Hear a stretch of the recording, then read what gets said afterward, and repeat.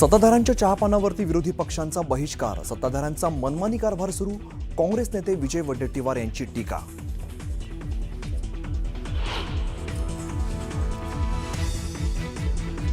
विरोधी पक्षनेता निवडला तर पाप बाहेर येतील, सरकारला भीती, पाशवी बहुमतामुळे सरकारची मुजोरी, भास्कर जाधवांची टीका.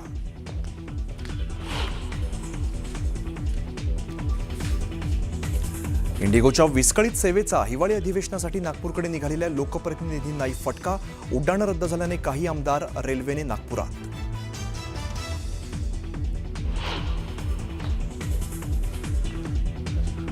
डोंबिवलीतील अभिजित थरवळांच्या भाजपामधील पक्षप्रवेशाला स्थगिती, भाजप प्रदेशाध्यक्ष रवींद्र चव्हाणांच्या पोस्टने चर्चांना उधाण.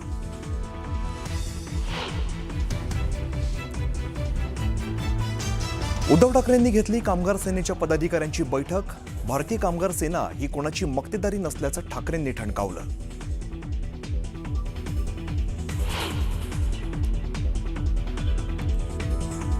गोव्यात नाईट क्लबला भीषण आग, 25 जणांचा होरपळून मृत्यू, सिलेंडर स्फोटाने आग लागल्याचा गोवा पोलिसांचा दावा. सीएम प्रमोद सावंत यांनी दिले चौकशीचे आदेश.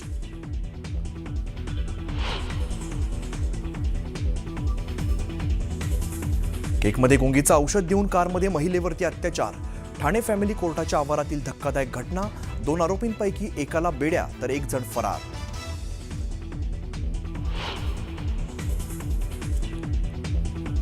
स्मृती मानधना आणि पलाशचं लग्न मोडलं, सोशल मीडियावरती पोस्ट करत स्वतः स्मृतीनेच दिली माहिती.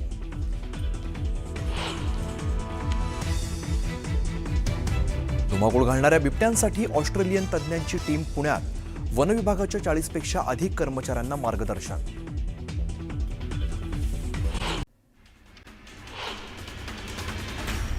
सत्ताधाऱ्यांच्या चहापानावर विरोधी पक्षांनी बहिष्कार घातलाय. सत्ताधाऱ्यांचा मनमानी कारभार सुरू आहे. भ्रष्टाचार करून कंत्राटदारांच्या घशात पैसे घालण्याचं काम सत्ताधारी करतायत. पैसे देऊन निवडणुका जिंकणं हाच त्यांचा उद्देश आहे. राज्य लुबाडण्याचं काम सत्ताधारी करतायत अशी टीका काँग्रेस नेते विजय वडेट्टीवार यांनी केली आहे. विरोधी पक्षनेता निवडला तर पाप बाहेर येतील अशी सरकारला भीती वाटतेय. पाशवी बहुमतामुळे सरकारची मुजोरी सुरू आहे. आमची संख्या जरी कमी असली तरी सरकारचा भ्रष्टाचार फार मोठा आहे असं म्हणत भास्कर जाधवांनी सत्ताधाऱ्यांचा समाचार घेतला. उपराजधानी नागपूरमध्ये उद्यापासून विधिमंडळाच्या हिवाळी अधिवेशनाला सुरुवात होते. शेतकरी कर्जमाफी, तपोवनामधील वृक्षतोड, पार्थ पवार यांचं भूखंड प्रकरण, मंत्री संजय शिरसाट यांच्यावरील सिडकोतील जमीन घोटाळ्याचा आरोप यामुळे हिवाळी अधिवेशन गाजण्याची चिन्ह दिसतात.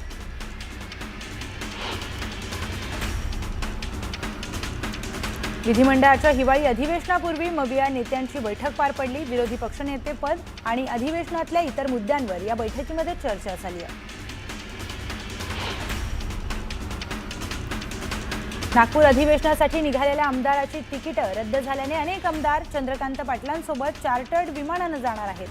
पुणे शहरासह पश्चिम महाराष्ट्रातील आमदार चंद्रकांत पाटील यांच्यासोबत जाणार असल्याची माहिती आमदार सिद्धार्थ शिरोळे यांनी दिली आहे. नागपूर रवी भवन परिसरातील एकही बंगला यावेळेस विरोधी पक्षाला देण्यात आलेला नाही. दोन्ही सभागृहाला विरोधी पक्षनेते पद नसल्यानं रवी भवन इथे कॉटेज विरोधी पक्षाला देण्यात आलेला नाही. दरवर्षी रवी भवन इथला 22 आणि 23 नंबरचा बंगला हा विधानसभा आणि विधान परिषद विरोधी पक्षनेत्याला दिला जायचा. पण यावेळी 23 नंबरचा बंगला मंत्री मंगल प्रभात लोढा यांना दिलाय, तर 22 नंबरचा बंगला अद्याप कुणालाही दिलेला नाही.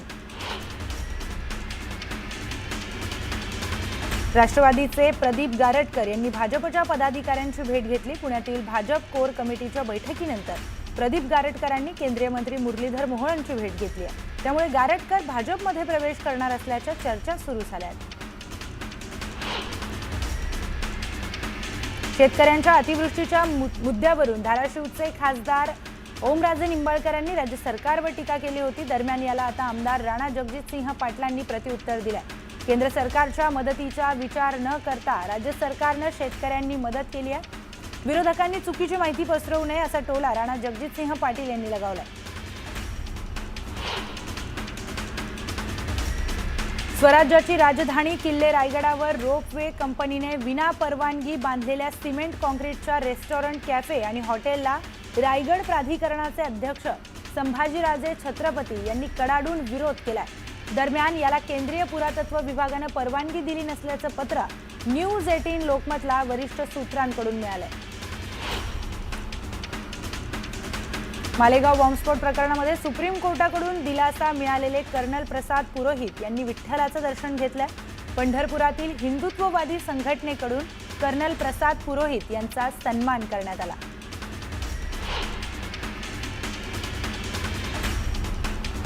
अकलूजमध्ये नगर परिषद निवडणुकीनंतर नगराध्यक्षपदासाठी बुलेटची पैज लागली आहे. भाजपकडून पूजा कोथमिरे तर मोहिते पाटील यांच्याकडून रेश्मा आडगळे या नगराध्यक्षपदाचे उमेदवार आहेत. या दोन्ही उमेदवारांच्या विजयासाठी आता बुलेटची पैज लावण्यात आली आहे. नाशिक जिल्ह्यातील मनमाड, येवला, चांदवड, नांदगाव आणि सटाणा येथील स्ट्रॉंग रूम बाहेर पोलिसांचा बंदोबस्त तैनात करण्यात आलाय. सोबतच उमेदवार आणि कार्यकर्तेही कडाक्याच्या थंडीत स्ट्रॉंग रूम बाहेर खडा पहारा देत आहेत.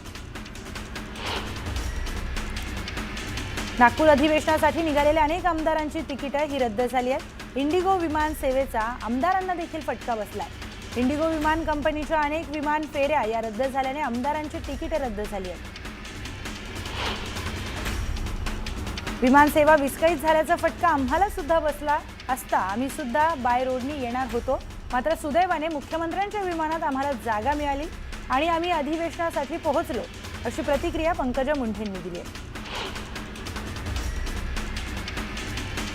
देशभरातील विमानतळांवर इंडिगोच्या उड्डाणांना होणारा विलंब आणि विमान रद्द करण्याबाबत केंद्र सरकारनं कडक भूमिका घेतली आहे. आधीपेक्षा परिस्थितीत सुधारणा झाली असली तरी विमानं आता पण रद्द होतात. आज सकाळी हैदराबादमध्ये 115, मुंबईमध्ये 8 आणि चंदीगडमधून 3 विमानं रद्द करण्यात आली आहेत. सरकारच्या दणक्यानंतर इंडिगोनं मोठं पाऊल उचललंय. आता इंडिगो रद्द केलेल्या तिकिटांचे पैसे तातडीनं परत करणार आहे. तसंच इंडिगोकडून तिकीट रद्द केल्याबद्दल आणि रिशेड्युलिंग बाबत कोणतेही प्रश्न विचारण्यात येणार नाही. तिकीट रद्द केल्याचा पूर्ण परतावा इंडिगोकडून हा देण्यात येणार आहे. इंडिगोची काल 800हून अधिक उड्डाणं रद्द झाली आहेत. त्यामुळे प्रवाशांची मोठी गैरसोय झाली आहे. इंडिगोने आधीच 2000 वरून अधिक उड्डाणं ही रद्द केली आहेत. इंडिगोची विमानसेवा विस्कळीत झाल्यामुळे पुढील 3 दिवसात 89 विशेष रेल्वे या चालवण्यात येणार आहेत. दिल्ली, मुंबईसह अन्य ठिकाणी प्रवाशांना दिलासा मिळणार आहे. गोव्याच्या अप्रोरा परिसरामध्ये भीषण दुर्घटना घडली आहे. अप्रोराच्या नाईट क्लबमध्ये सिलेंडरचा स्फोट झाल्यानं भीषण आग लागली. या आगीमध्ये 25 जणांचा मृत्यू झालाय. मृतांमध्ये काही पर्यटक तर बहुतांश नाईट क्लबच्या कर्मचाऱ्यांचा समावेश आहे. अग्निशमन दलाकडून आगीवर नियंत्रण मिळवण्यामध्ये यश आलंय. गोव्यात नाईट क्लबमध्ये आग लागण्याआधीचा व्हिडिओ समोर आला. या नाईट क्लबमध्ये नृत्याचा कार्यक्रम सुरू असताना अचानक आग लागली. आग लागल्यानंतर एकच गोंधळ उडाला. त्यानंतर उपस्थितांची पळापळ सुरू झाली. डान्स सुरू असताना स्टेजच्या पाठीमागे आगीचे लोळ उठल्याचं व्हिडिओतून पाहायला मिळत आहे. बालमृत्यू प्रकरणात उच्च न्यायालयाने आदेश दिल्यानंतर 3 प्रधान सचिवांनी मेळघाटला जाऊन कुपोषण आणि इतर समस्यांचा प्रत्यक्ष आढावा घेतला. दरम्यान 18 तारखेला न्यायालयामध्ये सरकार आपली बाजू मांडणार आहे. दरम्यान याचिकाकर्त्यांसोबत बैठक घेऊन 3ही प्रधान सचिव मुंबईकडे रवाना झाले. कोट्यवधींच्या निर्मल मल्टीस्टेट क्रेडिट कोऑपरेटिव्ह सोसायटीमधील कथित निधी गैरव्यवहार प्रकरणी विशेष SIT स्थापन करण्याचा आदेश सुप्रीम कोर्टाने दिलाय. या प्रकरणाचा तपास CBIकडे न देता विशेष SIT स्थापन करण्याचा आदेश न्यायाधीश सूर्यकांत आणि न्यायाधीश जयमाला बागची यांच्या द्विसदस्यीय खंडपीठाने दिलाय. पुण्यात धुमाकूळ घालणाऱ्या बिबट्यासाठी ऑस्ट्रेलियन तज्ज्ञांची टीम पुण्यात पोहोचली आहे. ऑस्ट्रेलियन तज्ज्ञांकडून वन विभागाच्या अधिकाऱ्यांना मार्गदर्शन केलं जाणार आहे.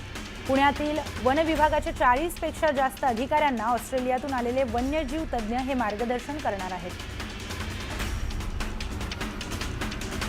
मनमाड बाजार समितीत मनमाड बाजार समितीत मेथीच्या दरात मोठी वाढ झाली आहे। मेथीच्या 100 जुडींना 3,500चा दर मिळतोय, तर किरकोळ बाजारामध्ये एका जुडीची किंमत 45 ते 50 रुपयांवर पोहोचली आहे। बदलत्या हवामानाचा द्राक्ष बागांना फटका बसतोय। द्राक्ष बागांवर डाउनी, भुरी आणि फूल किड्यांचा प्रादुर्भाव झाल्याने द्राक्ष उत्पादकांना फटका बसण्याची शक्यता आहे। बांगलादेशात सत्ता परिवर्तन झाल्यानंतर कांदा आयातीला अखेर बांगलादेशने परवानगी दिली आहे। त्यामुळे आजपासून भारतामध्ये दररोज 1,500 क्विंटल कांदा हा निर्यात केला जाणार आहे। पुणे नाशिक रेल्वे मार्गाला जीएमआरटी कडून अडचण निर्माण झालाय। मूळ लोहमार्ग पूर्णपणे रद्द करून नवीन लोहमार्गाला केंद्र सरकारने मंजुरी दिली आहे। त्यामुळे जीएमआरटी प्रकल्पाबाबत स्थानिकांनी नाराजी व्यक्त केली। नंदुरबारमधल्या सारंगखेडा घोडे बाजारात 4 दिवसात 175 घोड्यांची विक्री झाली आहे। यातून 85 लाखांहून अधिकची उलाढाल झाली। सारंगखेड्याच्या बाजारात मध्य प्रदेश, राजस्थान, उत्तर प्रदेश, पंजाब, हरियाणा, गुजरात आणि महाराष्ट्र अशा विविध प्रांतातून खरेदी विक्रीसाठी दरवर्षी 3,000पेक्षा अधिक अश्व दाखल होत असतात। अहिल्यानगर जिल्ह्यातील साकुरी गावात डुक्करांमध्ये आफ्रिकन स्वाईन फ्लू आढळल्याने खळबळ उडाली।